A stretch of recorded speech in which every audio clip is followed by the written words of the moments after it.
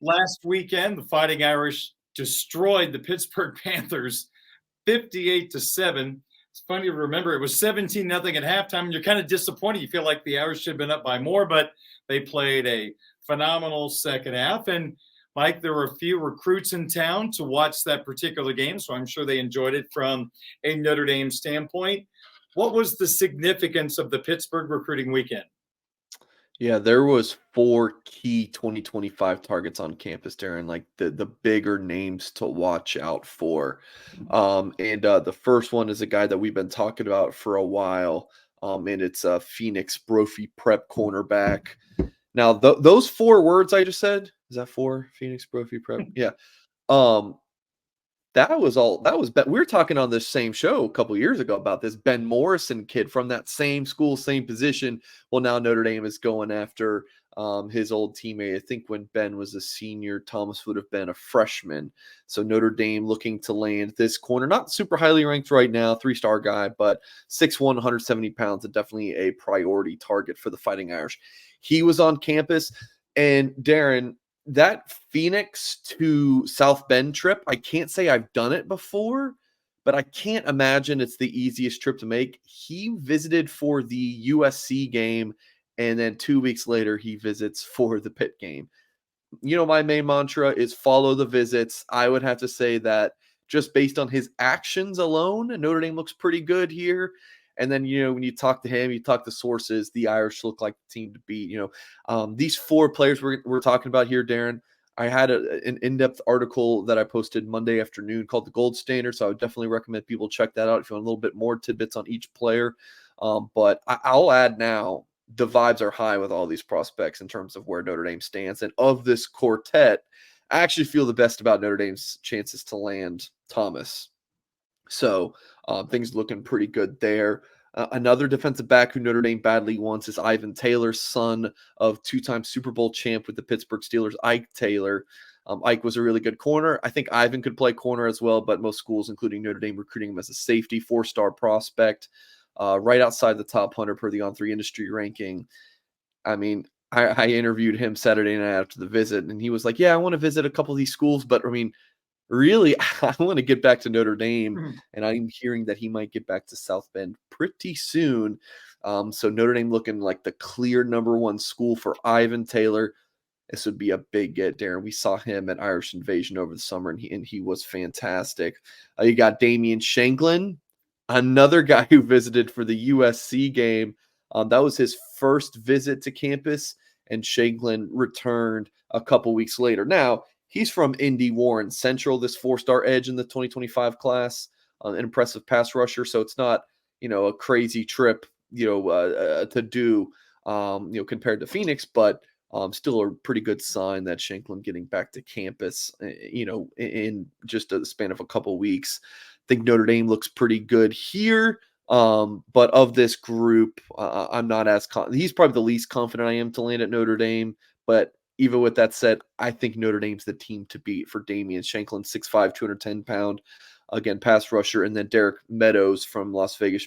Bishop Gorman was on campus, big-time 4-star receiver, another guy we saw at Irish Invasion, Notre Dame's main prospect camp that they hold every June in the early of the month. He's 6'5", 185 pounds, just a really big, large human being. Like when you see him, you're like, wow, like this is just a very long, tall guy. Yeah, hearing really good things about where Notre Dame stands. Kind of similar to Taylor. Notre Dame looks like the clear number 1 team to beat. And even, of course, Creed Thomas. So just kind of waiting to see where this recruitment trends. So cornerback Creed Thomas, safety Ivan Taylor, defensive end Damian Shanklin, and then this receiver Derek Meadows. All these guys in the 2025 class, all visit for the Pitt game. And currently, I like Notre Dame to land all 4. I think they really are going to be tough to beat for Thomas. We'll see on Shanklin. His recruitment still has a ways to go.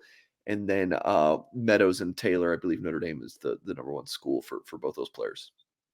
Mike, you spent a good amount of time talking about defensive backs in that conversation. So since Marcus Freeman was asked about Mike Mickens during Monday's press conference, I think the media was kind of laying the groundwork in case there's the possibility the Irish need a new defensive coordinator. Would he be a candidate? And Marcus spoke very highly about him. And I know in the past you've spoken highly about Chris O'Leary. So could you just offer a perspective of those coaches from a recruiting standpoint, what they mean to this program? Yeah, it's interesting. I've talked to different sources about like Notre Dame defensive back recruiting, and someone like Ivan Taylor, who we just talked about, he could play either position. There's been a lot of Notre Dame defensive backs, like is he a corner, is he safety, kind of a hybrid guy.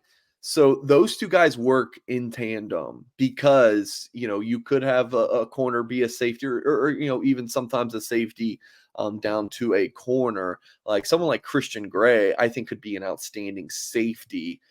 So those guys work well together. They've been really good for this Notre Dame program. Um, I mean, Darren, is it crazy that Notre Dame's cornerback room is deeper and more talented than its tight end room? This is Notre Dame. Darren, my first couple seasons covering Notre Dame, it's like, okay, in 2019 and 2020, man, these tight ends, Michael Mayer, Cole Kmet, fantastic. But man, they got to improve on the edges. And Notre Dame's tight end room, even without Mitchell Evans, is still pretty good. But look at this tight end room. They're 4 deep. It's crazy. Ben Morrison, Cam Hart, Jaden Mickey, Christian Gray. It's a testament to Mike Mickens, in the development. When he got to Notre Dame in 2020, Cam Hart was entering his second or third year. But still important in that development. And then he recruited Mickey, Morrison, and Gray, got those guys to South Bend, or at least played a pretty big role in getting those guys to South Bend. Chris O'Leary, not, in terms of like getting high profile prospects with these big time recruiting rankings, not as much.